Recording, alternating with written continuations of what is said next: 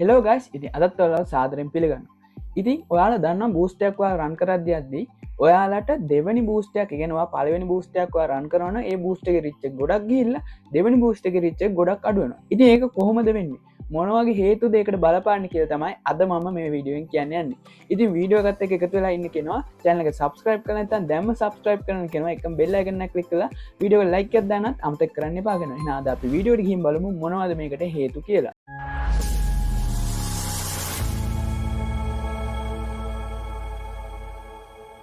එයාගේ ෆේස්බුක් එකේ ප්‍රොඩක්ට් එකත් තාම සෙල් කරගන්න බැරි වුණාද? වෙන කට්ටිය ගාවට ගිහිල්ලා සල්ලි දීලා ෆේස්බුක් බූස්ට් කරගත්තත් තාම ඒවට ප්‍රතිඵලයක් නැද්ද? බූස්ට් කරන්න ගිහිල්ලා සල්ලි අපතේ යවාගත් හරිම ඔඩියන්ස් එක හොයාගන්න බැරුව තාමත් දුක් වෙනවා. ඔයාලා පුළුවන් දැන් බූස්ට් කරන්න තනියම ඉගෙන ගන්න. රුපියල් 500ක් වියදම් කරලා ඔයාට පුළුවන් Facebook boost ගැන A to Z ඉගෙන ගන්න. Facebook boost කියන්නේ මොකක්ද කියන එකේ ඉඳන් Facebook boost එකක් කරලා ඔයාට හරිම ඔඩියන්ස් එකට ටාගට් කරලා ඔයාගේ ප්‍රොඩක්ට් එක සෙල් කරගන්න එක දක්වා ඔයාට මේකෙදි ඉගෙන ගන්න පුළුවන්. ඉතින් ඔයාට පුළුවන් පුංචි ගානක් දීලා මෙන්න මේක ගැන දැනගන්න. ඉතින් මේක ඔයා දැනගත්තට පස්සේ ඔයාට පුළුවන් Facebook එකේදී ඔයාගේ ප්‍රොඩක්ට් එක boost කරලා ඔයාට හොඳ ඉන්කම් එකක් ගන්න ඔයාගේ ප්‍රොඩක්ට් එක සෙල් කළා. ඉතින් වැඩි කාල නාස්ති නොකර දැම්ම ඩිස්ක්‍රිප්ෂන් එකේ ගිහිල්ලා බලන්න ඔයාට පුළුවන් Facebook boost ගැන A to Z ඉගෙන ගන්න විදිය දැනගන්න. යාළුවනේ ඉතින් ඔයාලට පේනවා ඇති දැන් මම මේ අරන් තියෙන boost එක මෙන්න මේ මෙතන ඔයාලට පේනවා ඇති මේකේ රිච් එක කොච්චර ගිහින් තියෙනවද කියලා ඔයාලට පේනවා ඇති මේ 40900ක් ගිහින් තියෙනවා මේකේ රිච් එක. ඉතින් ඉම්ප්‍රෙෂන් එක ගිහින් තියෙනවා 48632ක්. ඉතින් මේක ඇවිල්ලා තියෙනවා 485ක් like and follows. ඉතින් මම මේ boost එක run කරේ මේ page එකට follows like වැඩි වෙන්න. කියන්නේ like සහ follows වැඩි වෙන්න. ඉතින් මේකෙදි මම මේකේ ඔයාලට පේනවා ඇති මෙතන amount එක $8.79ක්. ඒ කියන්නේ මම ඔයාලට මේකේ සවිස්තරාත්මක විස්තරයක් කරොත් මෙතන show more දුන්නොත් ඔයාලට පේනවා ඇති මේකේ දවසක CPC එක $4. ඒ කියන්නේ මේක පෙන්වන්න අරන් තියෙන වියදම දවසකට $4. ඉතින් මේකෙදි පළවෙනි හේතුව තමයි මම මේකේ ඩේලි බජට් එක විදිහට අරන් තියෙන්නේ $5ක්. ඉතින් ඩේලි බජට් එක විදිහට මම මේක ගත්තේ $5ක්. ඉතින් දවසකට $5ක් කැපිලා දවස් දෙකෙන් මම මේක නැවතුවා. දවස් දෙකක් කියන්නේ දවස් එකමාරෙන් වගේ මම මේක නැවතුවා. ඉතින් ඔයාලට තේරෙනවා ඇති එතකොට මේකේ පළවෙනි දේ තමයි අපි මුදල් වැඩියෙන් ගෙවන්න Facebook එකට මේකෙදි අපිට හම්බෙන දේ වැඩි වෙනවා. ඒ කියන්නේ අපිට රිච් එකක් හරි නැත්නම් අපිට හම්බෙන ඉම්ප්‍රෙෂන් එක හරි වැඩි වෙන්නේ අපි මුදල් නැත්නම් බූස්ට් එකට අපි යොදවන වැඩි සල්ලියක් අනුව. ඉතින් ඒ කියන්නේ ඔයා හිතන්න ඔයා $10ක් දවසකට කැපෙන්න දැම්මා නම් ඒ $10ට හරියන්න ඔයාට රිච් එක ගන්න පුළුවන් ගොඩක්. ඉතින් මේ $5ක් දවසකට කැපෙන්න ඔයාට පේනවා ඇති රිච් එක මෙතන තියෙනවා 20000ක්. රිච් එක 20000ක් සාමාන්‍ය ඇවින් තියෙනවා $5 දවසකට කැපෙන්න දාලා. ඉතින් මැසේජ් ඔයාලට මෙතන පේනවා ඇති මම මේක ගැහුවේ link like and follows වැඩි කරගන්න. සාමාන්‍යයෙන් 485ක් like follows ඇවින් තියෙනවා.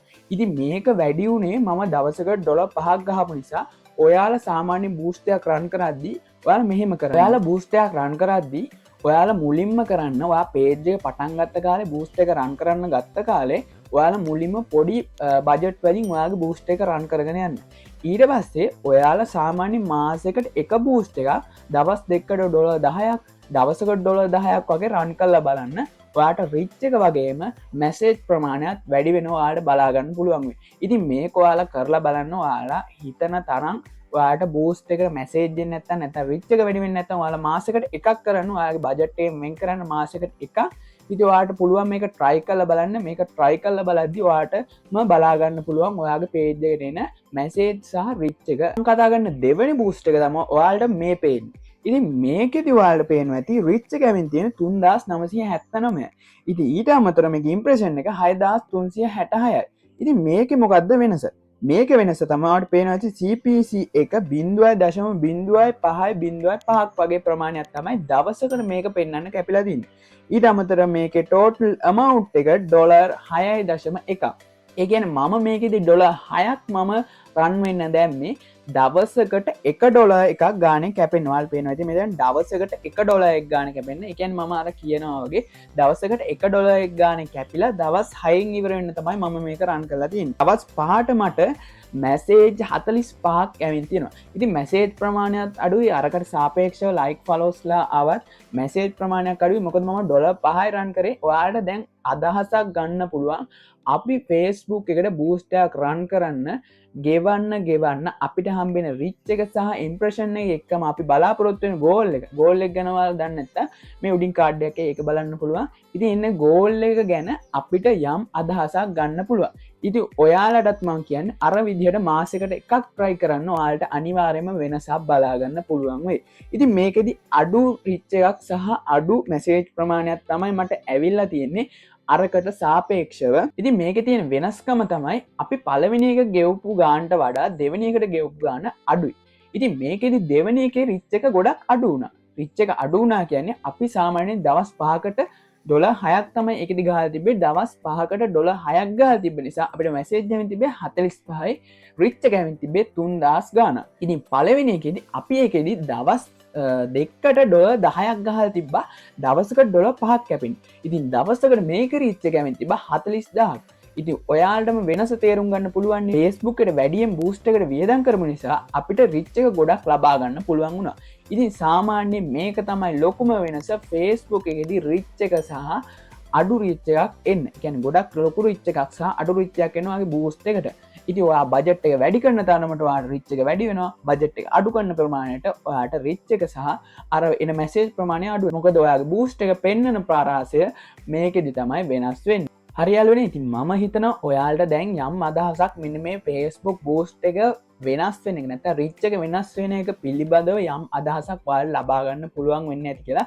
ඉතින් මට තේරුම් කරන්න ඕනේ කොහොමද මේ රීච් එක වෙනස් වෙන්නේ, අඩු වෙන්නේ සහ වැඩි වෙන්නේ කියන එක ගැන. ඉතින් ඔයාලට පුළුවන් මේක try කරලා බලන්න. ඔයා සාමාන්‍ය මාසෙකට බූස්ට් 4ක් නැත්නම් 3ක් වගේ try කරනවා නම් ඔයාලට පුළුවන් මාසෙ මැද එක බූස්ට් එකක් අර වැඩි බජට් එකක් අල්ලලා ගහන්න. ඊට පස්සේ ඔයාලට පුළුවන් ඔයාටම වෙනස බලා ගන්න පුළුවන් මේකෙදි ඔයාලට කොහොමද එන රීච් එක සහ මැසේජ් ප්‍රමාණය කියලා. ඉතින් මම හිතනවා ඔයාලට මේ හේතුව තේරෙන්න ඇති කියලා. ඉතින් වීඩියෝ එක හොඳ නම් වීඩියෝ එක ලයික් එකක් දාන්නත් අමතක කරන්න එපා. ඒකම channel එක අලුත් කෙනෙක් නම් channel එක subscribe කරන්න කියනවා. එහෙනම් ඊළඟ වීඩියෝ එක හම්බ වෙනකන් අදට අපි යනවා. bye.